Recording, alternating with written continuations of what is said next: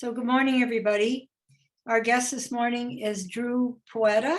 He is the Director for Transit.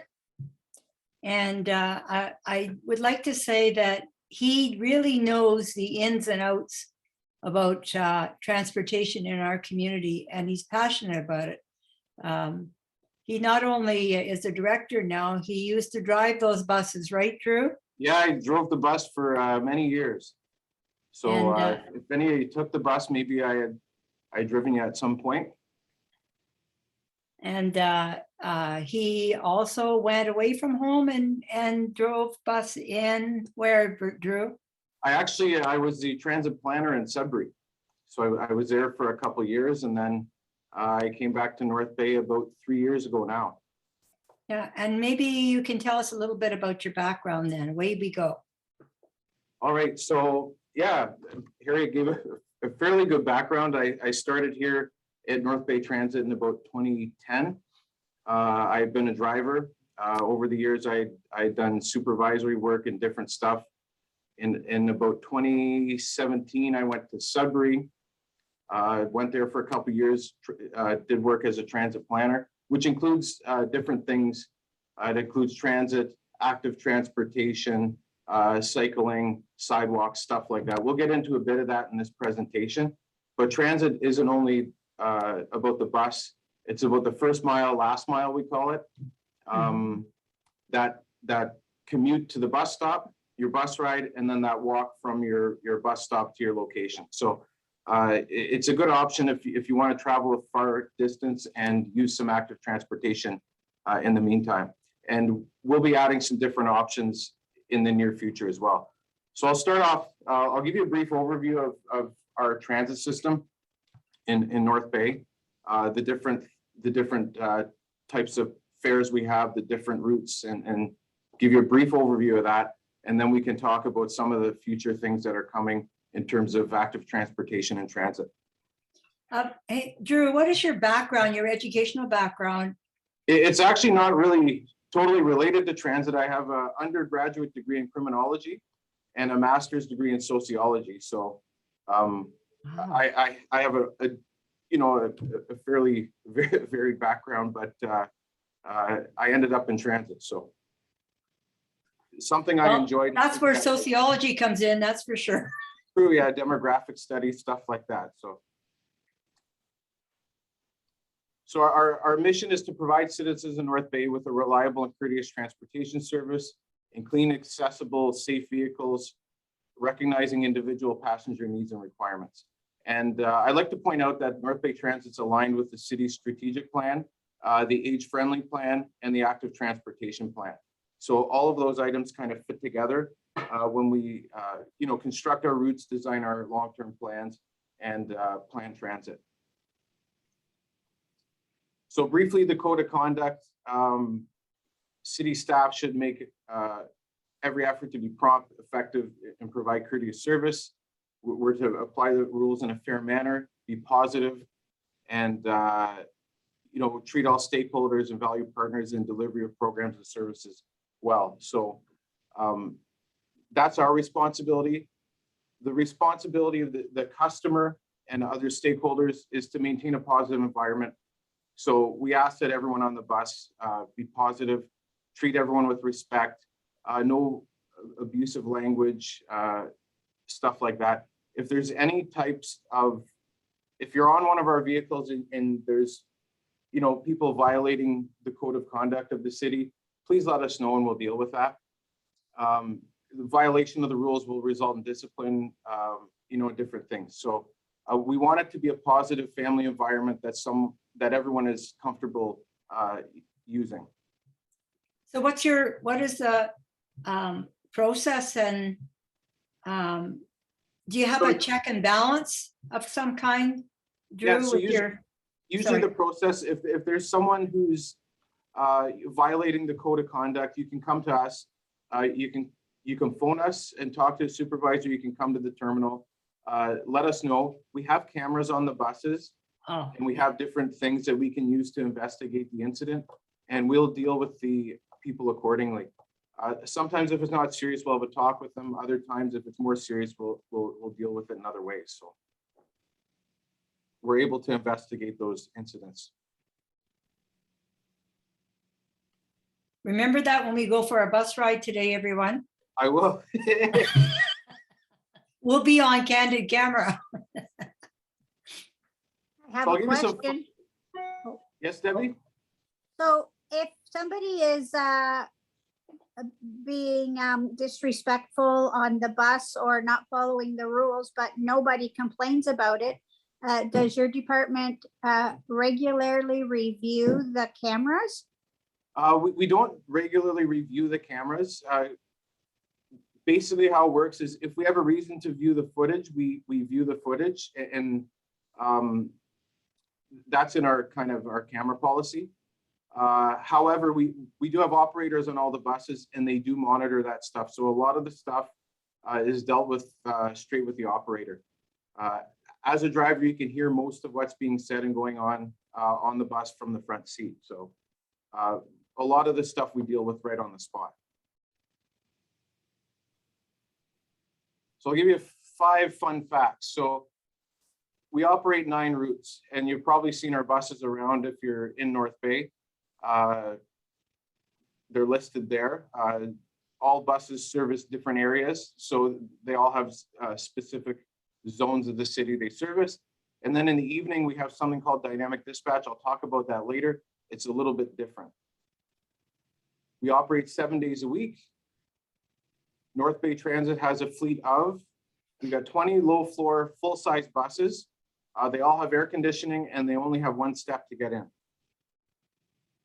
We have 6 parabuses, and they're also air conditioned. Some of them have a lift, some are like a low floor with 1 step, others have stairs. So they have a variety of different designs on those buses, and they all serve a different purpose. North Bay Transit services an area of 53 square kilometers. And in 2019, we provided 1.5 million rides, and we traveled 1.3 million kilometers.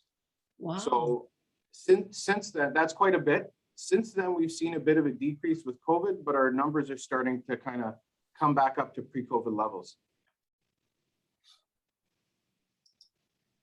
So our standards of service, we try to provide, when we design our routes, we look at a neighborhood and we look at walking distance to bus stops. We try to provide service within 600 meters of each of these bus stops. So if you live in a residential neighborhood in North Bay, likely you're within 600 meters of a bus stop. 96% of residential dwellings in the cities are currently within this standard. Areas of lower density, farther out, more rural areas, these distances are a little bit farther. For example, if you live on Tower Drive, you might walk a little bit farther than if you lived on Greenhill. And we design our routes and we look at the travel patterns of people, and we try to design them in a way that limits the amount of transfers to get from one location to the other. For example, if you get on the bus at the university, there's an option to catch a bus there, and that bus will travel to the mall without a transfer.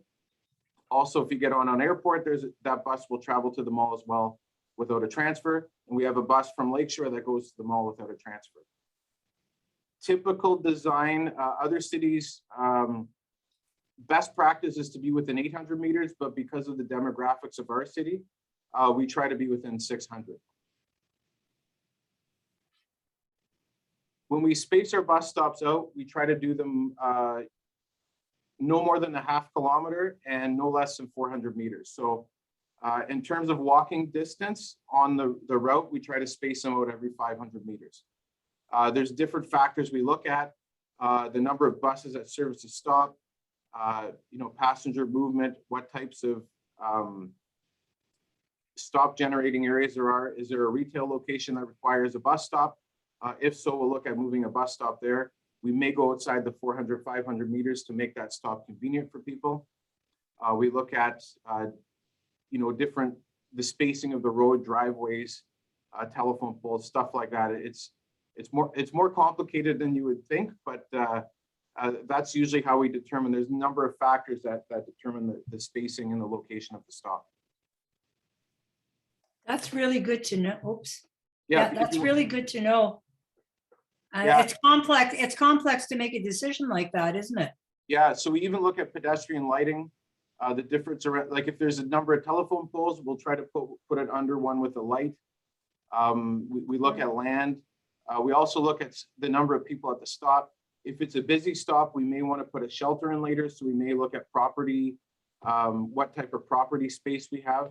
We might put it at a location where we have room to put a shelter in later.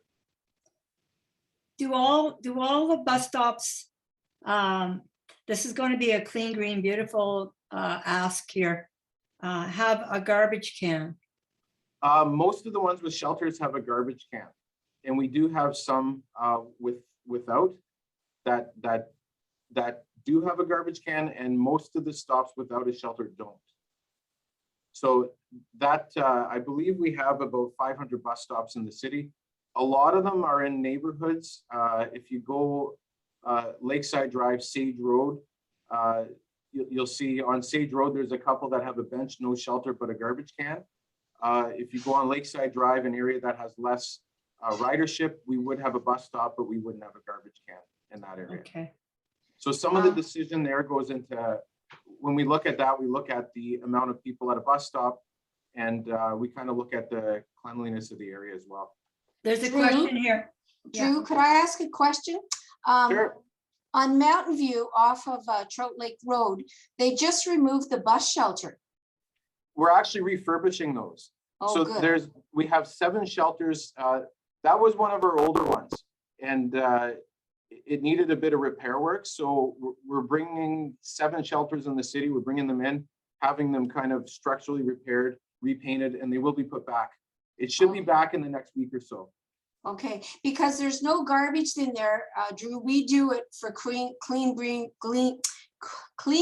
beautiful, and we just empty it weekly. We have a cigarette butt can, and we have a garbage can in there. Okay, I can look at getting one in there. Well, that's okay. I don't mind doing it, you know. Okay. But I did take it out right now because with the bus shelter gone, there's no place to shelter the garbage can. Yeah, it will be back probably in the next week or so. So Okay, thanks. it'll look nice and shiny. So moving on, our hours of service. This is a general overview of the different routes. I won't go into too much detail here, but the hours of service are established to allow people to get to work, appointments, school, shopping, and public places. Wherever possible, it can also serve as a convenient alternative, you know, for an evening out or recreational facilities. We do offer service until 11 at night. And although these say 6 o'clock, it's because our service switches from fixed route to an on-demand system. And I'll get into that a bit later. But we do look at, you know, different retail outlets, malls, workplaces, pharmacies, hours of service, and we kind of plan our bus service around that and the demand of the public. So there's a list of the remaining routes, and at the bottom we call it dynamic dispatching. That's what services the evenings. So here's a list of the routes and the different frequencies. All our routes right now are running on a 1-hour frequency. Prior to the pandemic, we were every 30 minutes. The only one that's running every 30 minutes is a 1C, and that services between Guardian Drugs and the college university. It services a hospital, as well as the retail areas, and that bus connects with 3 other buses at Sobeys, the Hornell, the college, the campus special, and actually the ski club Pinewood. So it uses that as a hub so you can travel from different areas to you know, the hospital and stuff like that. We do offer service on 5 of the statutory holidays. That will be Remembrance Day, Truth and Reconciliation Day, Easter, Boxing Day, and Family Day. Family Day, Easter Monday, and Boxing Day, we offer a Sunday service, even if it's in the week. And those are a list of the stat holidays we do not have service.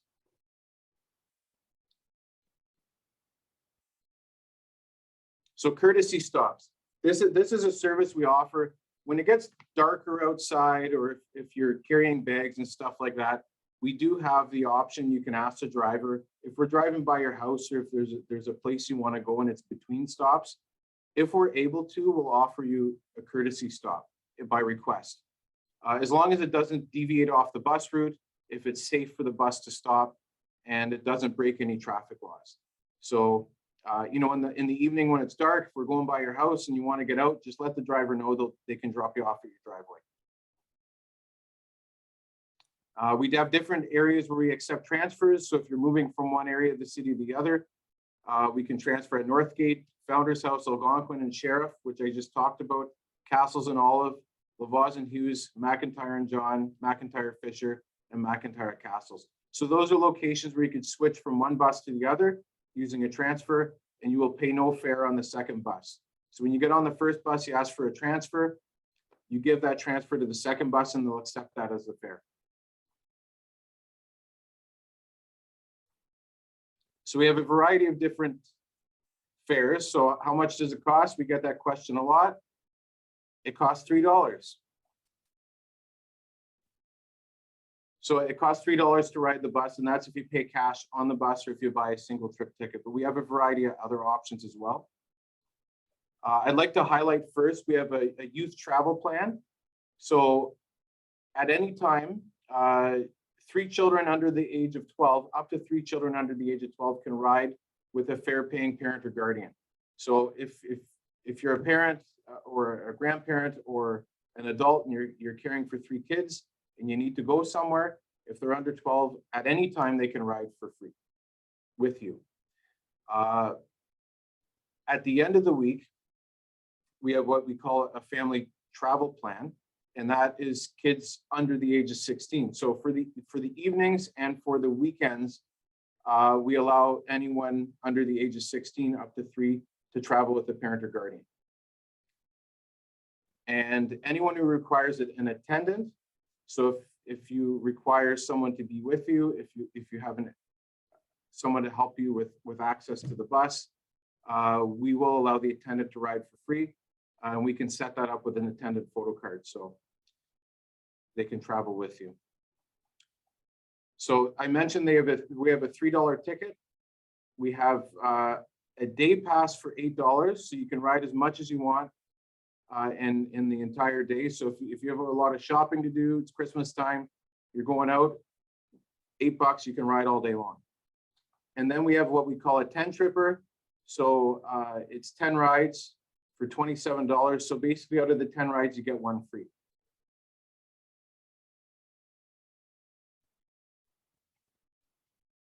We also have the different monthly passes.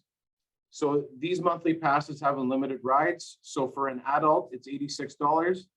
A lot of people that use this travel to and from work every day. They will get the adult pass. The student pass is $71. It's slightly discounted for students. We have a lot of students at our high schools and post-secondary institutions that access the bus with that type of pass. And we have a reduced pass for seniors and people on ODSP.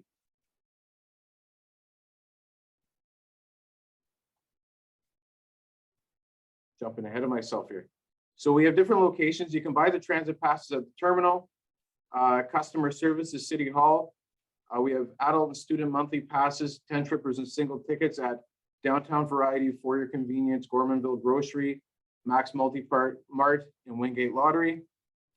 We have 10 trippers and single tickets at Shoppers Drug Mart, on Lakeshore and Castles, at the North Bay Regional Health Center, and we can sell day passes on the bus.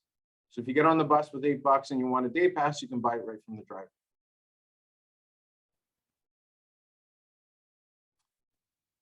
So transit courtesy and state. Does anyone have any questions so far or comments?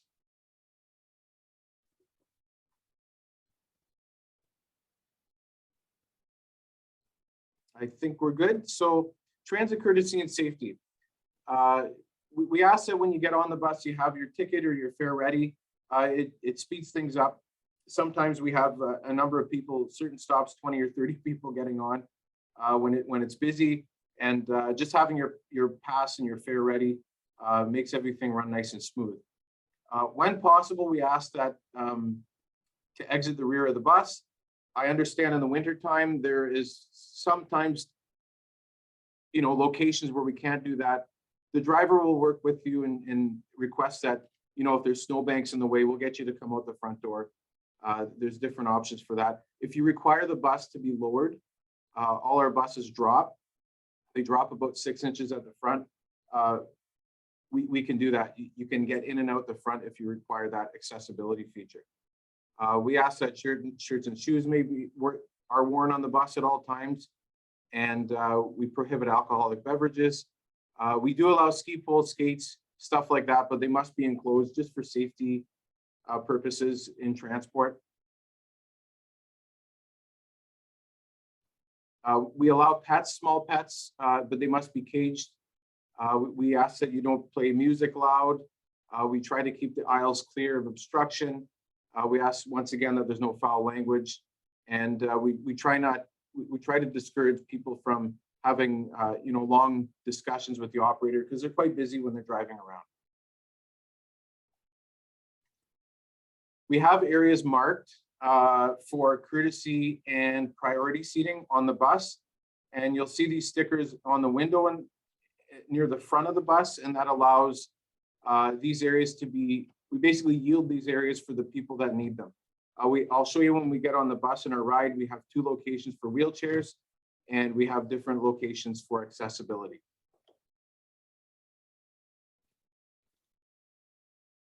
So there's a map of our beautiful city. As you can see, we have all the different colored routes on there. It covers most of the city, and like I said, 96% of the residents are within 600 meters of a bus route.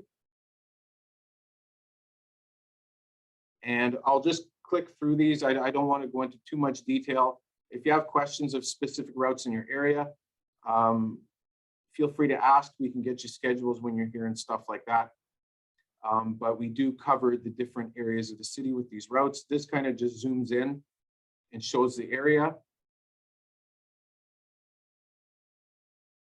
Marshall covers Lakeshore, Ski Club. So this covers the Ski Club Road area.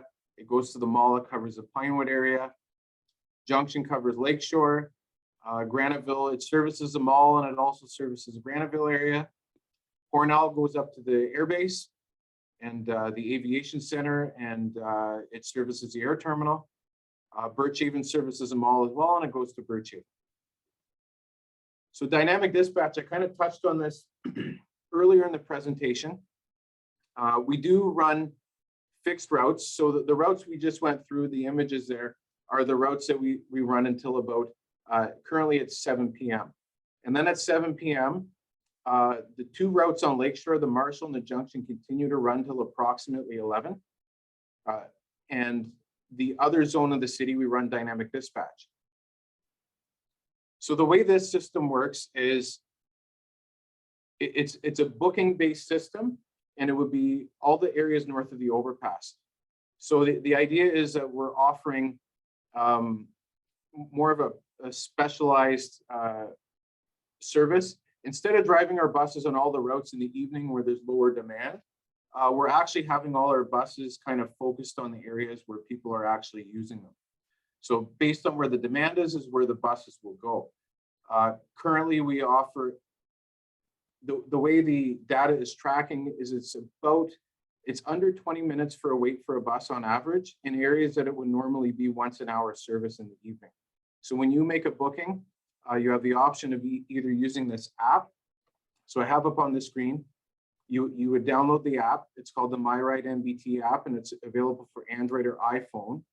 And you would punch your location. So you create an account, you would punch in your location where you are or where you want to catch a bus, and you would punch in where you want to go. It will give you a couple options. If you want the bus in 10 minutes, if you want the bus in a half hour, for example. You would select the option you want, and the bus would pick you up at the stop you chose and drop you off at where you want to go. This system would, it basically optimizes the routing of the bus. There's no real route. It'll drive around and pick up people and drop them off. It's kind of different, and I know it's confusing for some to get their head around at the beginning, because it's something that's I'm going to say, for lack of a better term, a bit cutting edge. We're using technology to build routes on the fly based on the demand. So before I go any further, is there any questions about that? Yes, Drew, I have a question. Oh, and Debbie has one too. Go ahead, Debbie.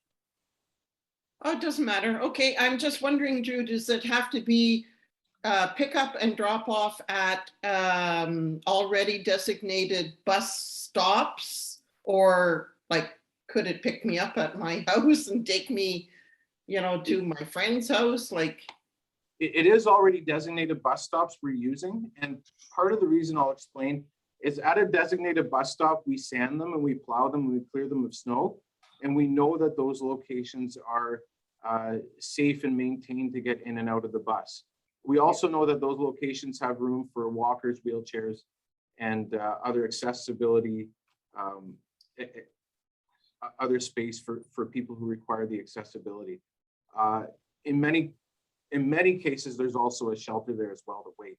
So that's right now, we are looking at different options, but right now we're just offering a bus stop to bus stop.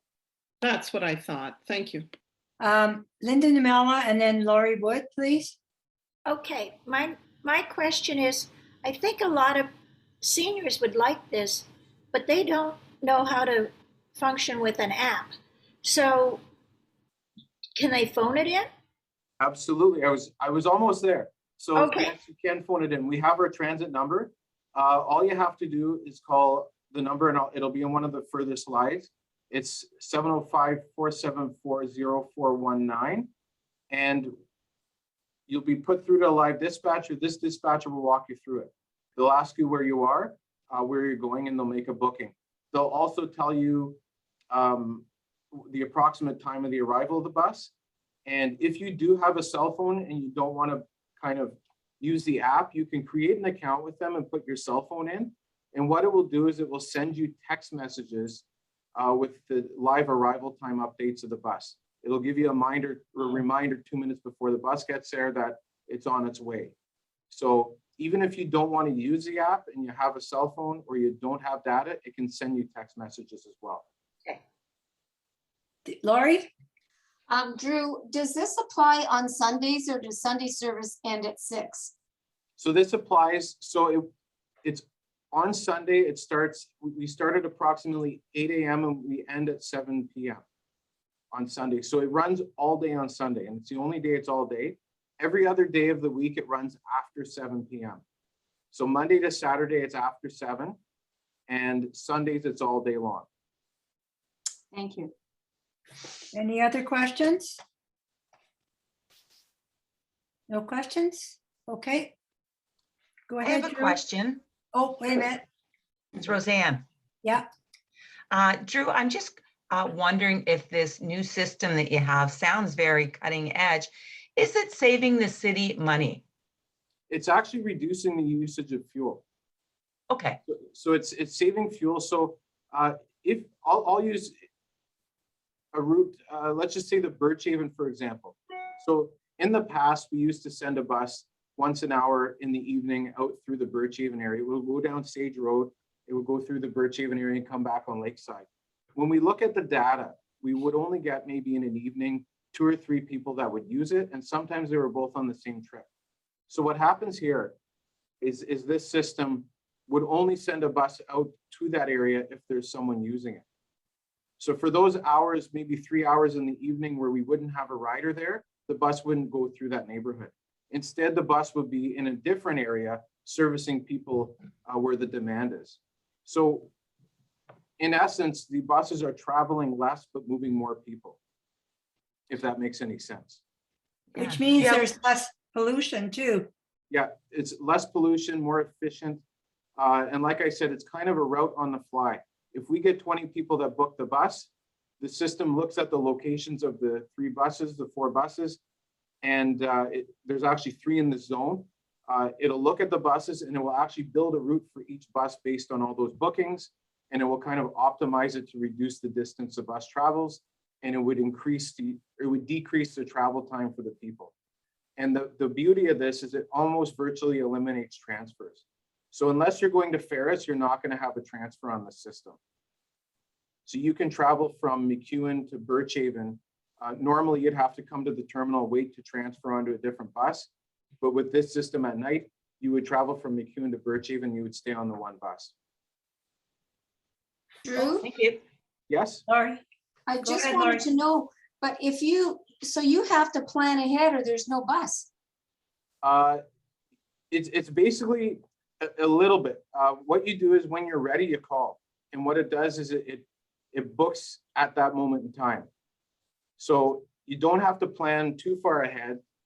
If you're finished work at, let's just say 8 p.m., you would get on your app at 8 p.m. You'd look at the bookings and you put your locations in, and it might be 10 to 15 minutes before the bus gets there and it drives you right home. We have a But- comment here, Drew. Yes. Senny, she's from Columbia and living in North Bay. She's helping, assisting Women 10. She says, I have used this service and it's just perfect. Oh, thank you very much. I would like to just give you a scenario and see what you would say to this, okay? I think, I like to see an example. If I live in Birchhaven on McLean Road, and I want to go to, we're going as a group to Barra McNeil's on December 13th. And it starts at 7:30. So I need to take the bus. I want to take the bus because I don't like driving at night and I don't like going into the parking lots at night.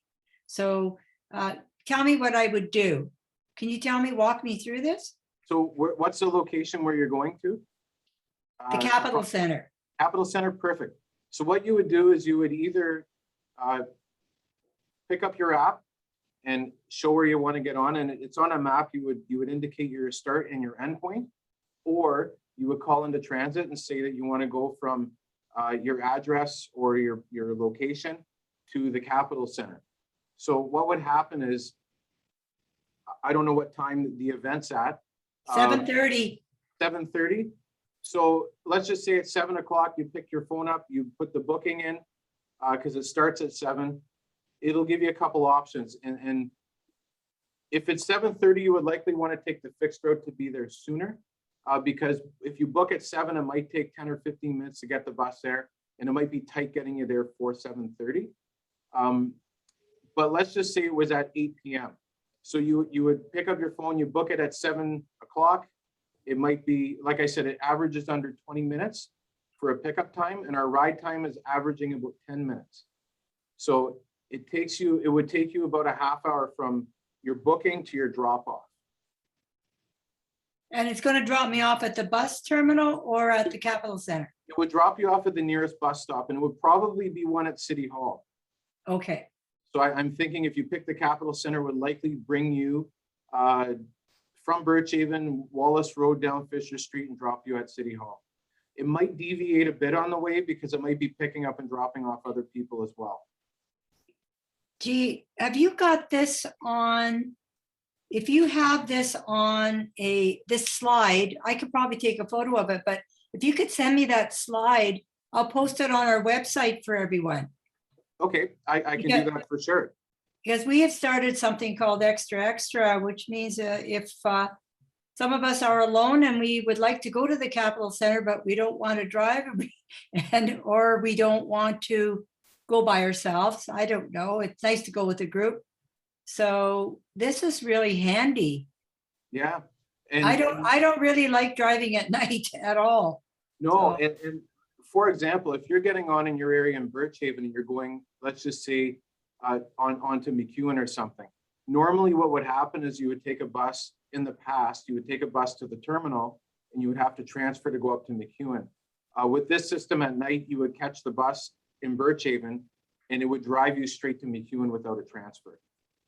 And you know what? I think, I don't know if everybody knows this yet, but Drew has offered 2 free tickets to each of us, right, Drew?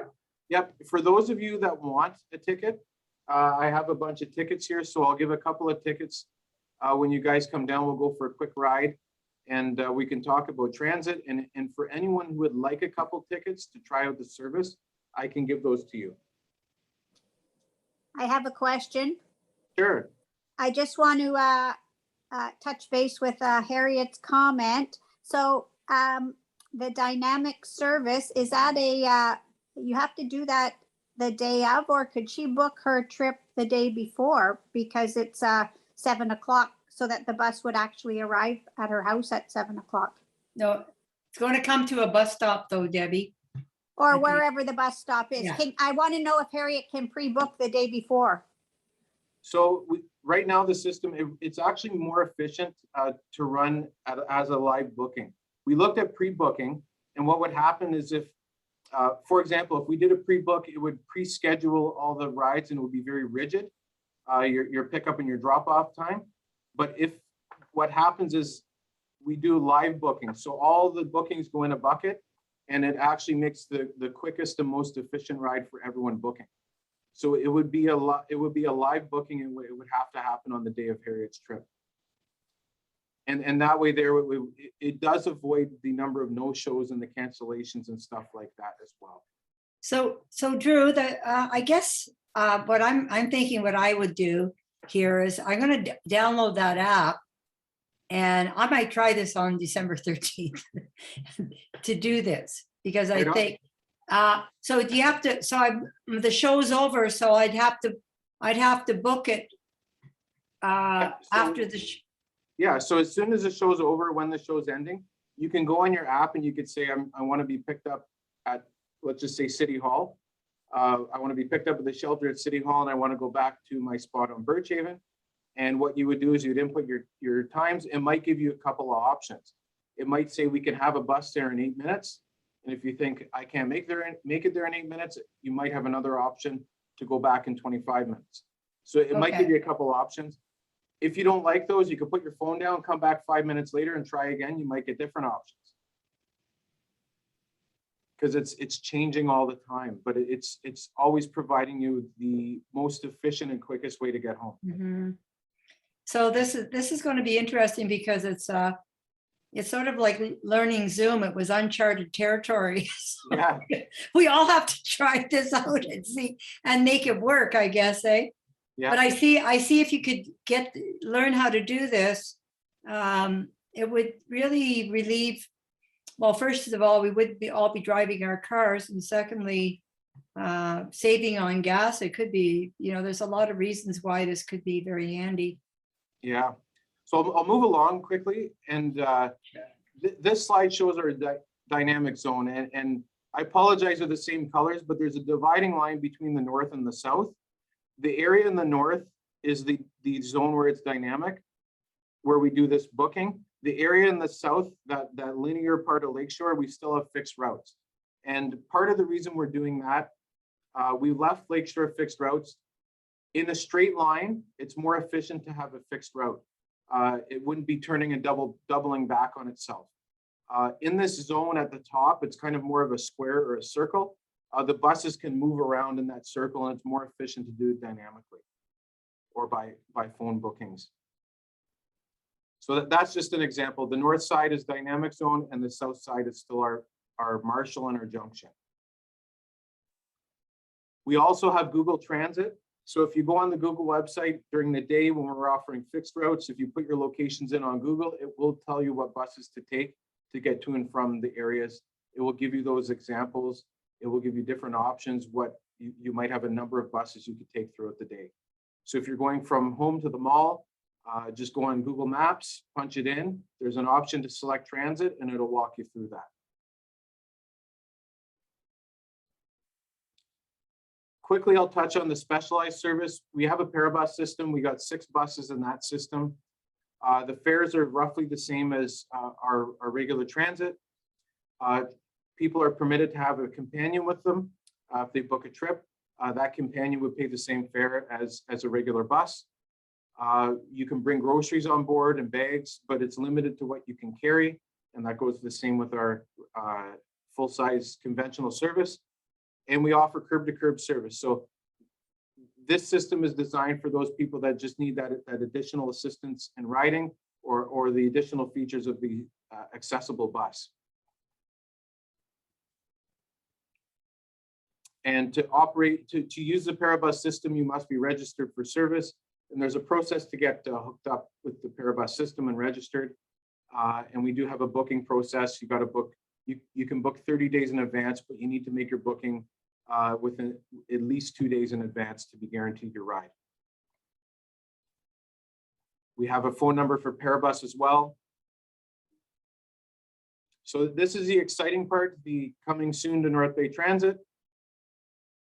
So we have a new fare payment system, and this will be fairly simple. It's more technologically advanced. Right now we have the, like I'll give you today, the paper passes.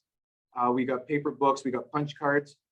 This would be kind of like a tap and pay, like a debit machine. We would load your fare on a plastic card with your photo on it, and you would tap it when you get on the bus, and that's how you would make your payment.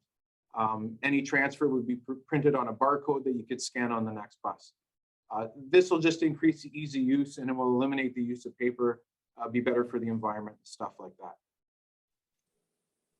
Coming And soon. then, Go ahead, do Debbie. you just reload the card when all your fares are taken up? Yep, you just reload the card, you put your fares on it. You can do that at our location here, or there'll be an option to do it online. We're also probably going to have a mobile app where you could upload money and scan it on the bus as well, but that'll be coming soon in the future. Another wonderful thing we're doing, we just got delivered. We'll have them installed soon as bike racks on the front of the bus. I briefly touched on at the beginning of the presentation, the first mile, last mile portion of our trip. And this is just an example. People in the more rural areas or people who want to use their bike to get to the bus. We're looking at putting a bike rack on the front of each bus where you could bike to a bus stop, load your bike on, travel to where you want to go, and then bike to your final destination. So this option will combine different active transportation with transit riding. We're also looking at installing throughout the city near bus stops and at different locations such as parks, locking areas for bikes to make it convenient for people commuting. So those are two transit projects that are coming soon. Who puts the bike on the bike rack? So the bike on the bike rack, there'll be instructions, but it'll be done by the customer with the bike. So you can't really see it in that photo, but there's a little handle. You pull up on the handle. The rack will come down. It's very light. It's made out of aluminum. And then there's wheel locks that fold out, and you'll be able to place your bike on the rack and have a wheel lock kind of go around the wheel and hug it and hold your bike there. How many bikes can you take? So each bus will be able to take up to 2 bikes. So yeah, it's pretty exciting. And It is very exciting. And for those other locations, we're looking at different parks and different spots where transit riders may go. And we will be putting bike locking areas there as well, just racks to lock your bike on. So those are 2 ISIP transit projects that are kind of coming down the pipe. And I say ISIP, it's an Investing in Canada infrastructure program. So we receive funding for some of these projects. And another one that you may kind of like is we're adding sidewalks along transit routes. So I'll kind of, if any of you knew John Severino, he wanted me to walk you down the sidewalk virtually in this location. So this is something we just did. Once again, it's an ISIP project, and it's the first of several projects we're working. This one's on Lindsay Street. We're doing Airport Road. It goes, we're adding sidewalk from the Davidi to Algonquin. Norman Avenue, we're going along there between Fricker School and I believe it's Odyssey. We're putting sidewalks along there. And there's a number of ones coming in the future. So these sidewalks we're building are AODA compliant, and AODA stands for Accessibility for Ontarians with Disabilities Act. There's different requirements we have when we're constructing a sidewalk. And for example, you'll see on the photo on the left, we call it tactile plates. So it's kind of a brass plate, and it's a location where someone with a cane with vision loss can feel the texture of the sidewalk. They'll know they're at a sidewalk. So we look at making these hard tactile mats for the pedestrians. So if we start with the first photo, and walk down towards Johnston Road, we'll see that we've added kind of a boulevard and a sidewalk. If you look over here on the third picture on the right, we have a shelter on Johnston Road there. We've added the sidewalk up to the shelter. We've put a hard surface to get off the bus in, and we've made it accessible for anyone using it and anyone in that apartment building. If we turn around and go the other way, I'll walk you down the other side. If we follow Johnston Road towards Giroux, Yeah. we've got a tactile mat on each side of the road. We go down the sidewalk towards Giroux. And if we look at the photo on the right, we can cross Giroux. There's another tactile mat on the other side, and it can take you all the way to Trail Lake Road. So this is one of the first examples of one of our sidewalk projects through ISIP, and our future ones like Norman Avenue, Airport Road, and there's a couple in Ferris coming as well. So stay tuned.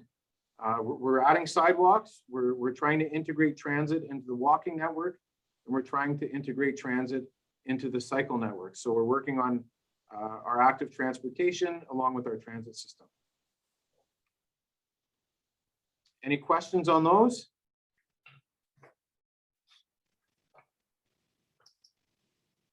None? None? And then I'll give you this last slide here.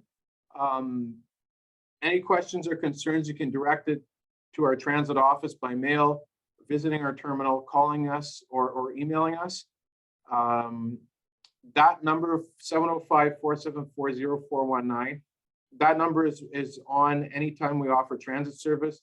And in the evening, that would be the number you would call to book your on-demand transit, your dynamic dispatch. So Wow. that's it. That's all I have for this presentation. It was probably a lot. I see someone has their hand up there. Can you go off screen share and we can open the gallery, please? Okay. Take off. There we go. Good. Go ahead, Linda. Okay, as I'm a broken record on this one. I don't understand why we can't do a seniors bus pass year round. And I've asked Al, I've asked everybody that a lot of people fall between the cracks.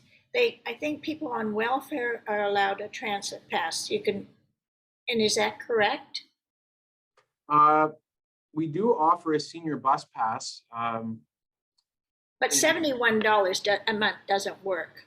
So I'm thinking like you get $100 a year, and maybe you limit the people, they can only ride it between 10 and 3 or 10, like in non-peak hours, and they can ride it on the weekend, because there's lots of people that we're talking about loneliness and this and that in the city.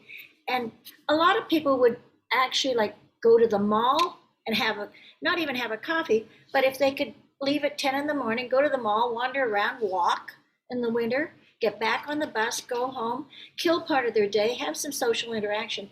But at $6 each way, it's not feasible. I mean, and even $61 a month.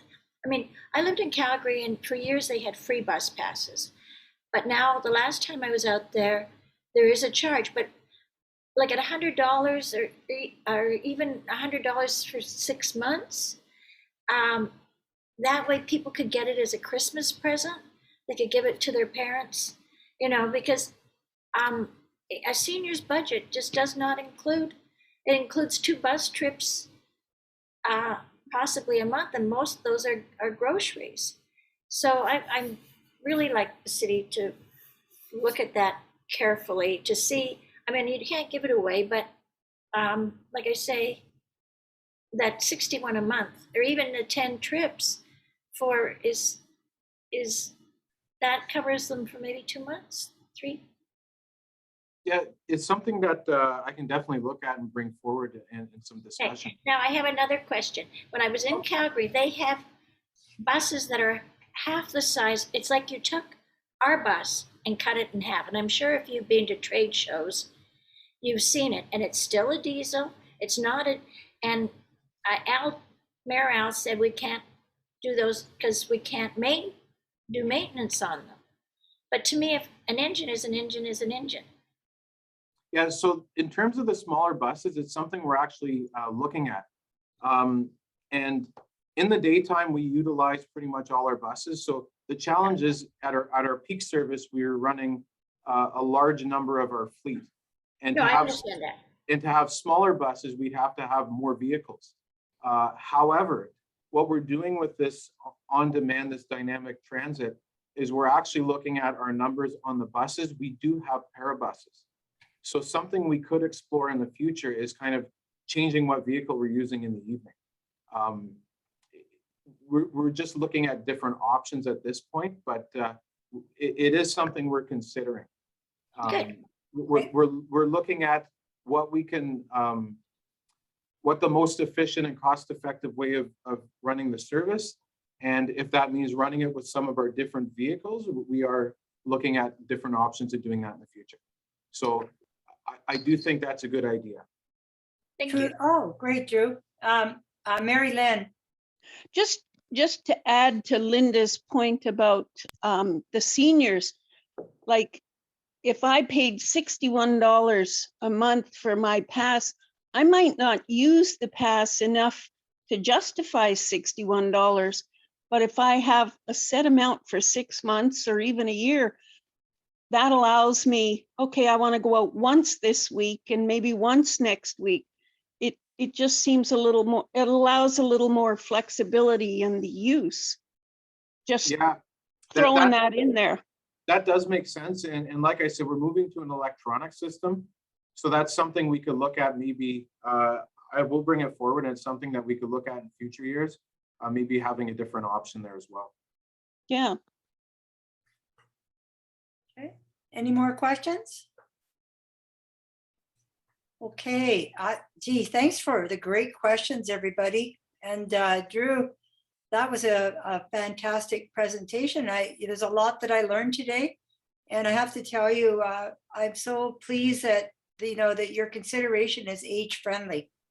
And I'm not just talking about seniors, I'm talking about intergenerational, small family or, young families and older adults.